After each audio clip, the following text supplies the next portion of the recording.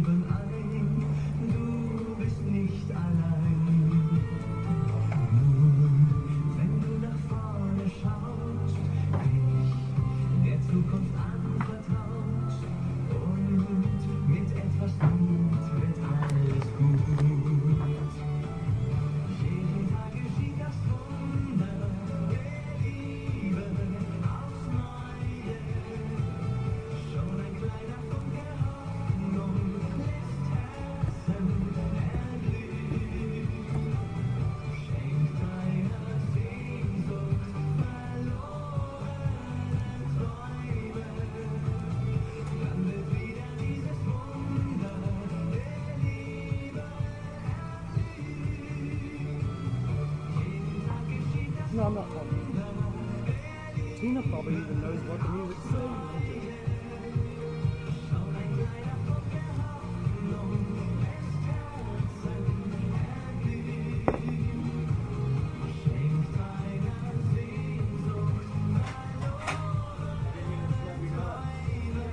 Full set.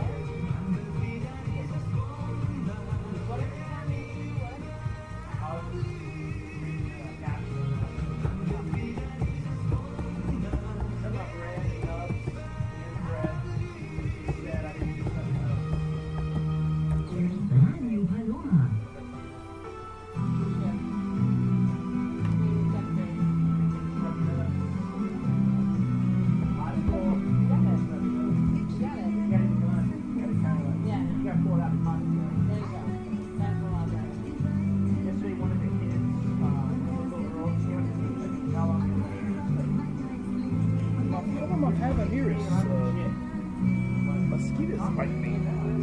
Want a small one? Yep, small one. You gotta do that to make your minimum. Yeah, absolutely. You gotta finish that one off though. Oh yeah. Never waste spear. No, they call that alcohol abuse. See what happened? They call that alcohol abuse. You can't do that. Oh. Wasting beer. Oh, okay. That's alcohol abuse. Yes. You've heard of It's forbidden. Told me that asked me if I knew his brother Ronald.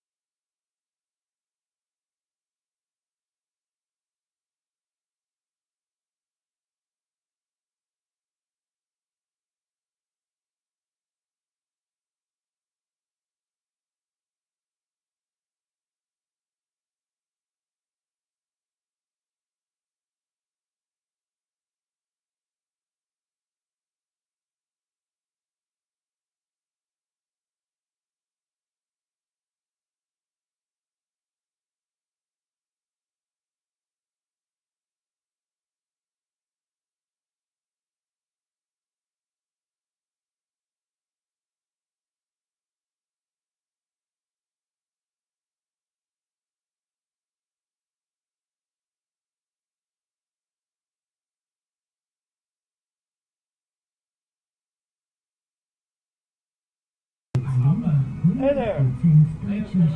How are you? Hey, doggy. Yeah, there was this German couple sitting over there, and I could see the girl going, like she could see them coming at her. Yeah, So really. I gave her the spray, and it seemed to work. They the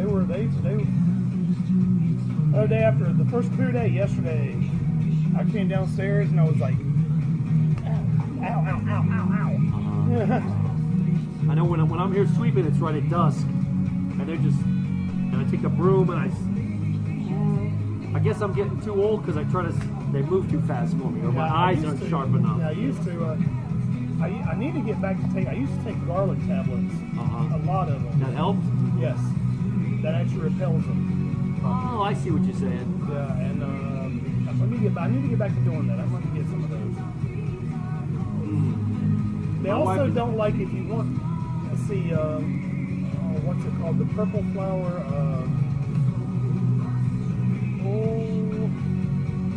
Lilacs. They don't like I lilac? don't like lilac. Maybe that's why they say skin so soft is supposed to repel them. Yeah, but if you put lilac plants around, they'll avoid that. Well, I used to spray in here, and right in the corner there, they would sit there, and after 3 or 4 minutes, they were going inside. The mosquitoes are terrible. And then I noticed there was a board missing. And what they were doing, they were coming from the other side up through that board. Mm-hmm. It was only that table. Anybody that sat at that table would not want to be there. So I got the can of spray, and I looked down the board, and I give them a spray down there. The other thing that works pretty good for them is if you have a lot of airflow. A lot of wind. Yep, they can't fight the flow. Because I have a little cot on my patio, and I'm on the 5th floor, so I can do that. And so I'll take and sometimes I'll sleep out on the patio because it's hot, it's cool, it's nice. I don't use the AC, remember, at the house. So. And if it's a windy night, no worries. It blows them away. If you get a dead still night now, they will find their way up there. They did a thing on TV where they somehow marked mosquitoes. I think they did it with a chemical, like the water that they grew up in. Yeah. They marked the water with a chemical. And then they just went around and caught the mosquitoes and tested them. And they don't go very far. Like if they're born here, they will probably stay here. Yeah. Unless the wind blows them somewhere That's else. why around your house you should watch out for the things like this. Anything that can hold water, no. You don't want anything that holds water. Not that you don't change regularly. Right. Or at least it's chlorinated. But if it's fresh water, you don't want any pots sitting around or anything like that. They'll figure out if there was something. I know they put oil in water. I wonder if we get olive oil. With olive oil, because it suffocates, so it puts a film. That's kind of expensive though. But they say you only put like a drop. Yeah, like a few drops, and it spreads a out. friend of mine actually, he worked in the Environmental Protection Agency. He said that 1 drop of oil contaminates 3,000 gallons of water. Yeah.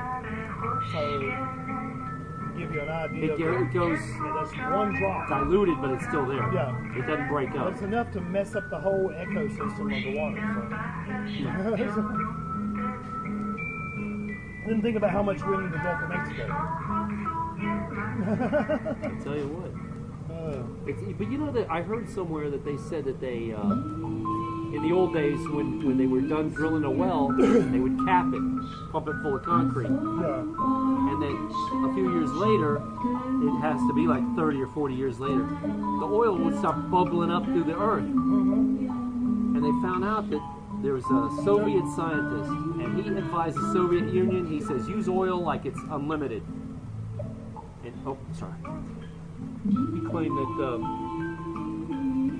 in the center of the earth, because it's a hydrocarbon, he says it comes from the beginning of the planet.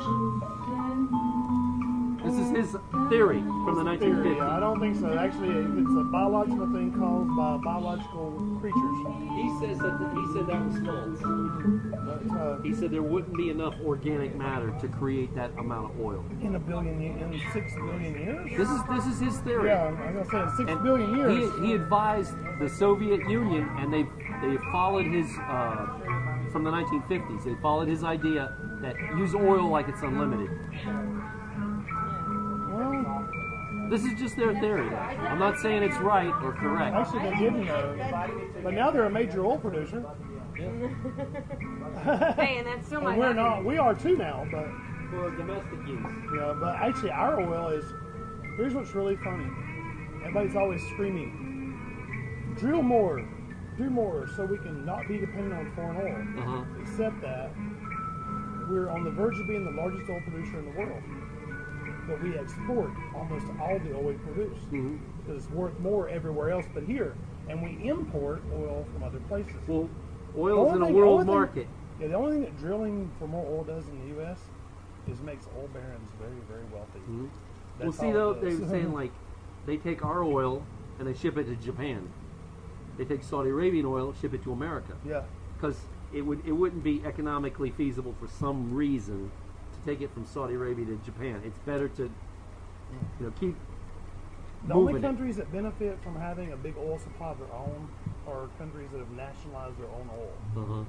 Like Saudi Arabia, for instance. Saudi Arabia, their oil goes to the people. Or they all benefit. And that's... Well, Alaska did that also. And they come out better because, it goes to all the people. But here, most of the oil goes to... The oil money goes to a handful of people. Well, in Alaska, everybody gets a check once a year. Royalties from the oil company. That's pretty cool. I didn't know that, actually.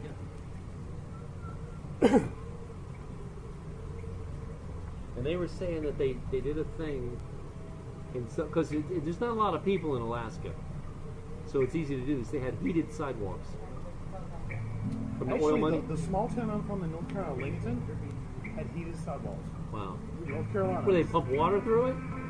It had actually electrical coils that were underneath the thing, and they heated up. But the thing is, over the years, they had tore up the sidewalk in places. So it doesn't work no more. Well, it does work, but here's what's funny. It works in spots. It was like it works for a little while, then you have snow and ice. Then it works, and snow and ice. Wow. That's all around the town. It's Better like than nothing, I guess. Yeah. And so that was...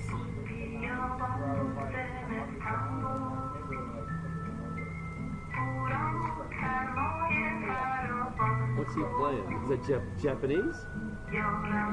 Sounds like it. Although it looks like CSI or something for...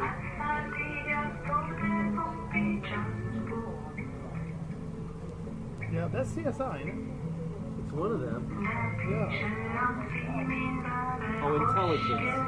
Yeah, my friend Lars, when he came to visit to Germany, learned that Miami is not like CSI Miami. I have to tell people that all the time. Everybody who comes here seems to think there's a shootout every day and there's this going on. It's all... And I tell them, no, that's TV. That's Back in the 1980s. In the 1980s, it may have been true, but... When they had Miami Vice. Yeah. So I was working 2 jobs, and I got off the construction job, and I'm just going out the door to go to the restaurant. The phone rings, and it's somebody from Washington, D.C. calling about something. And I said, well, I hate to cut you short, but I got to go. And he goes, yeah, I know. Friday night in Miami Vice, right? And I go, yeah, right. But yeah, They're all snorting coke and carrying a machine gun. But yeah, it was, now, back in the old days, I guess it was kind of crazy, I guess. I don't know about... Well, they said our economy never, whatever recession there was in the 1980s, we didn't suffer it because of all the cocaine money. Yeah, it's like the building I live in was actually originally built by a group of people who were in the drug ring. I was looking at the history on it, and they were like... When I worked at this other German restaurant, there was a guy named Claude. He played in a band. They would do like German music and jazz. Yeah. And he hit it really rich in Austria. So when he came back to America, he smuggled his money in gold coins, boxes of gold coins. I don't know how he did it, but he did it. And so he bought a house from that a drug dealer had owned previously. And so they were telling him, the guy selling it to him says, the guy used to have a group of girls in bikinis to do the landscaping. And he had 4 Rottweilers, and whoever killed him got through the Rottweilers and machine gunned him in the bed. And he kept the bed. The Rottweiler too. No, whoever it was, the Rottweilers let them in. Dog whisperer. Dog whisperer. Yes. But they machine gunned the guy in while he was sleeping, and Claude kept the bed because it had bullet holes in it. He thought it was cool. Oh, Lord. He was that kind of guy. Yeah. That would kind of spook me, I guess. But He goes to the drug dealer sleeping with you. But he said he had bikini girls doing the landscaping. He insisted. And now I was working in Pinecrest, and there was a waiter. Said this one restaurant, it was Danish. And the drug dealers would come in, and let's say they ran up a tab of $400. They'd give the waiter 100% tip. Well, I don't know about $400, but you know, the Seminole Indians get some pretty good money from the casino. And when I used to live in Hollywood, I used to go to a little bar called G's Place there. And there was a lady there. She's passed away now, but her bar tab per month was well over $2,000. Now, it wasn't just for her. Don't get me wrong. If I came in, she might suddenly just pay my bill. Well, I tell you what. And she would do that all the time. She'd be like, she sat there most of the afternoon. She was an older lady, and she'd have a beer, but she didn't like get drunk. She'd like drink like, she'd order a beer like this, and an hour later or so, she'd order another one. But you know, people come in and people talk to her and stuff. You know. Next thing you know, you say, well, let me have my tab. And she goes, it's already paid. Well, you know, this. But she said, she told me one time she got, what was it, $3,200 a month. Got how much? $3,200. Yeah. I was working. And that was just from the casino thing. Yeah, that was $3,200 a month. I was working in this Italian restaurant before I came here, and 5 Indian ladies came in, and one guy. And they were American Indian, like Seminole or whatever. And nobody wanted to wait on them. They kept saying, oh, they're scumbags, they're scumbags. You want them? And I said, sure, I'll wait on them. Well, what's the big deal? They all ordered fettuccine Alfredo with chicken. And the dish costs, like, you get the fettuccine Alfredo, then you got to add the chicken on. So each plate was like $20. So it's like $100 for their dinner. And they were real nice to me, but everybody kept saying, they're scumbags, they're scumbags. They're filthy, they're scumbags. And I'm like, they left me like a $30 tip. It was a $100 check, and I'm thinking, everybody says they're scumbags, maybe they don't tip or whatever, because these people know them better than me. When they're going to leave, they hand me $30. Here, this is for you. I go, racist. That sounds like a racial thing to me. Racial? Yeah, I've run to that over the years. You know. But you know, you could tell they were working people or working blue collar.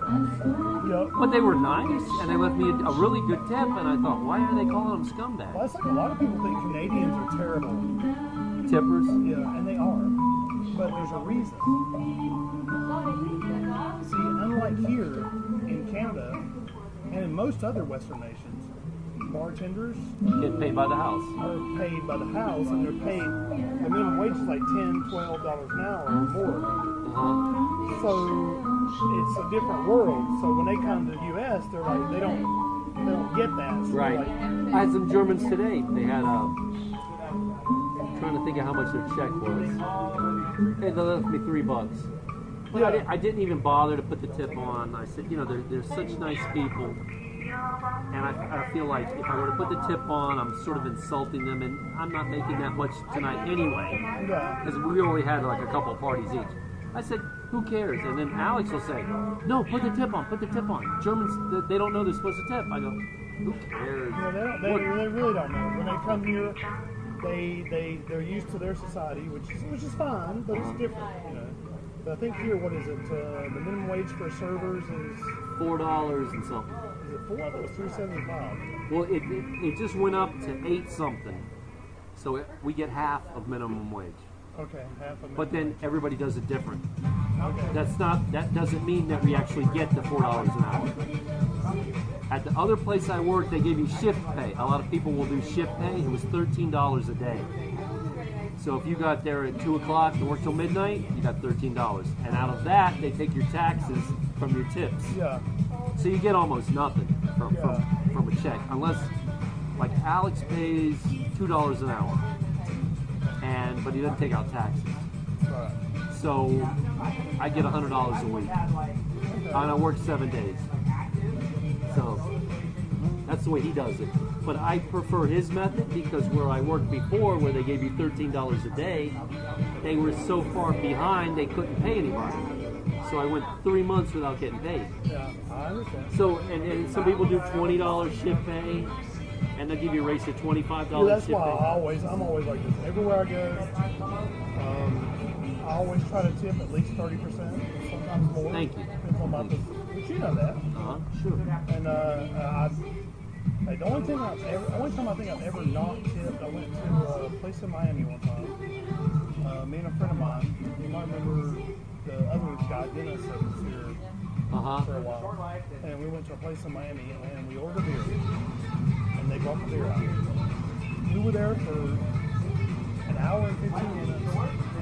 Finally, I pissed off and left because nobody ever came back. Oh, you ordered the beer and never got it. We never got the beer. The beer. But no one ever came back. And, you know, I was like, I set my glass like this. Yeah, his glass like this. And they walked and they walked by. Oh, I see. And they walked by.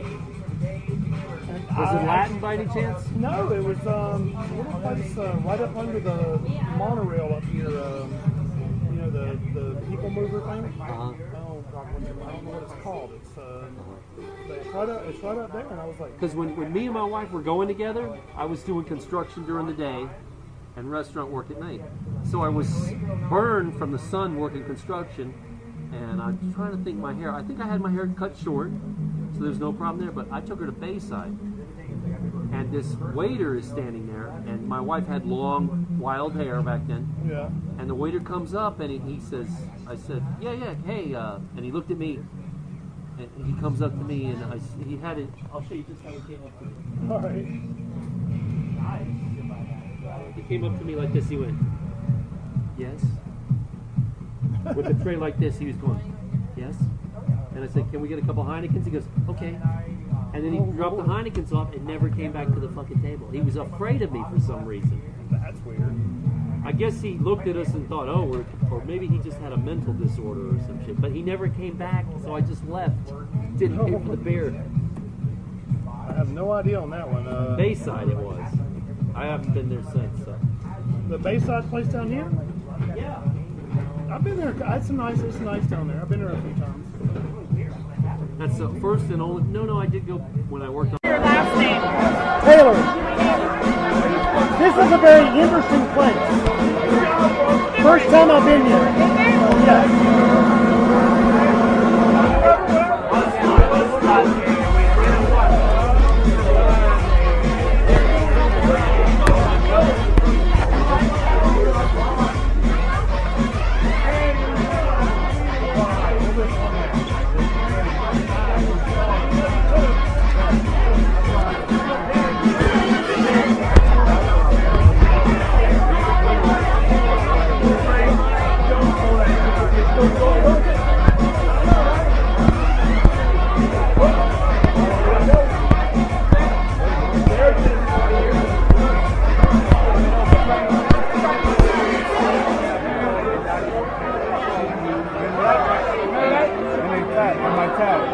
Last name?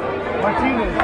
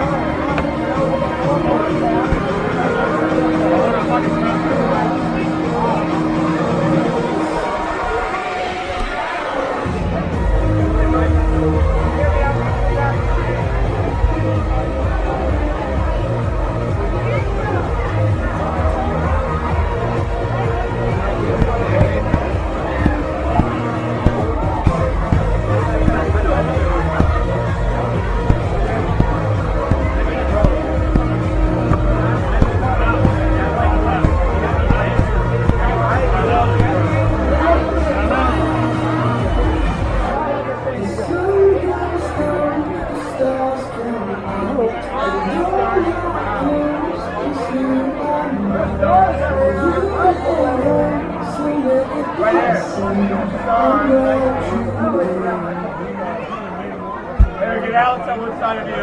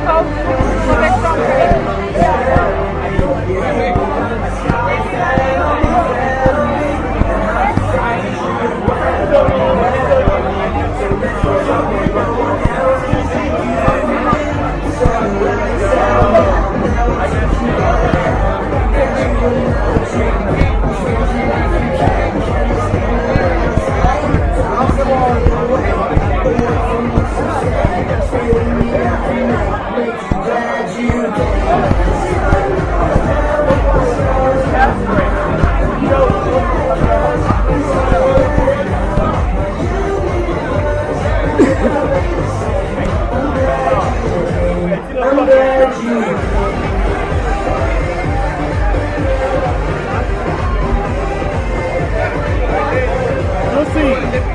Give me something on draft that haven't had yet. Give me something on draft that haven't had yet. I don't know what you have, so I don't know what to get you. That's a problem. I don't know what I had either. She does though. I don't think she's probably going to remember everything. What was the first thing you had? Dark, light? Stuff with the black. That's what you had? I don't know, but I want that now.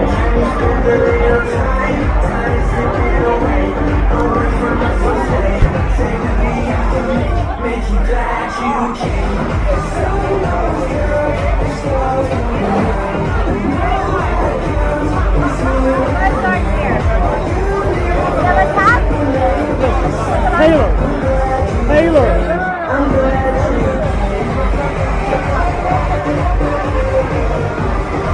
I think I found a dark beer by accident. Wow.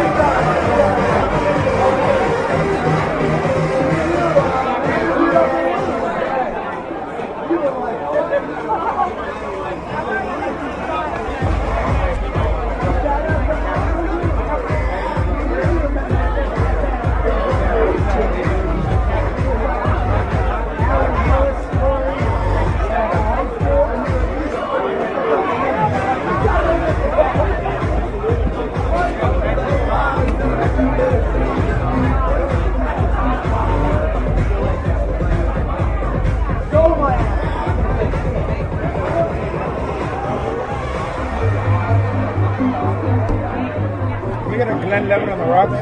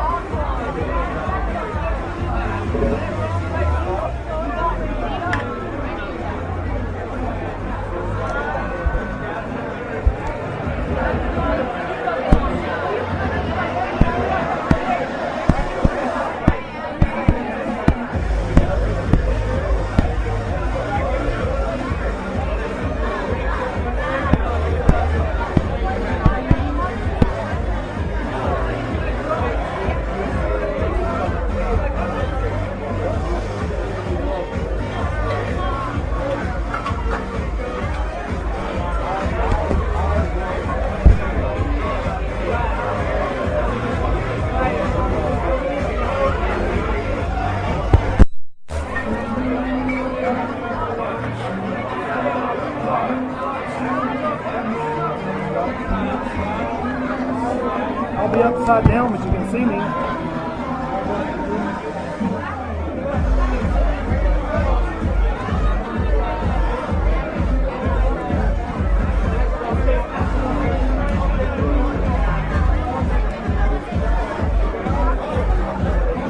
Sorry. Gotta fix that tomorrow. I don't know why it's like that, but it is.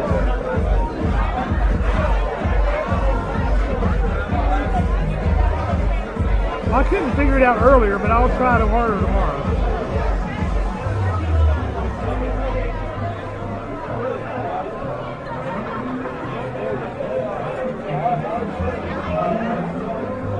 Oh, I'm sure it's lagging. Yeah, I'm not upside down. All of you need to stand on your heads. It's about time you did.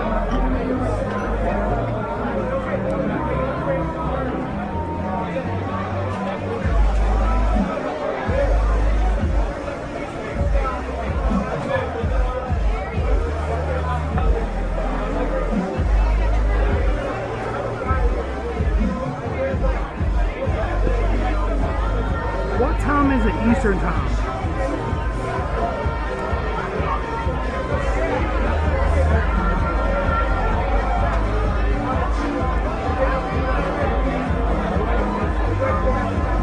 Alright, cool.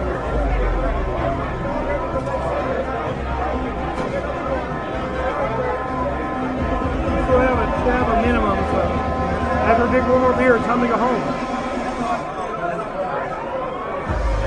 Cool place though, I like this.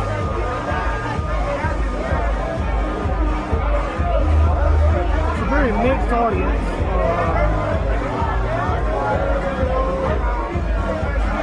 I mean, seriously. This is the first time I've been to a bar lately that had actually as many females as males. But a portion of the guys here are gay, obviously. And so are the females. And then some are straight. So it's kind of interesting.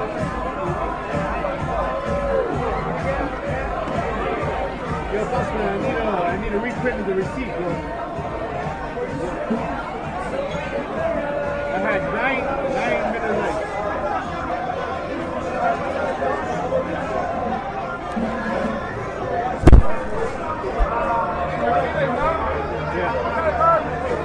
Alright, 9 Miller Lights. It's gonna have with a visual.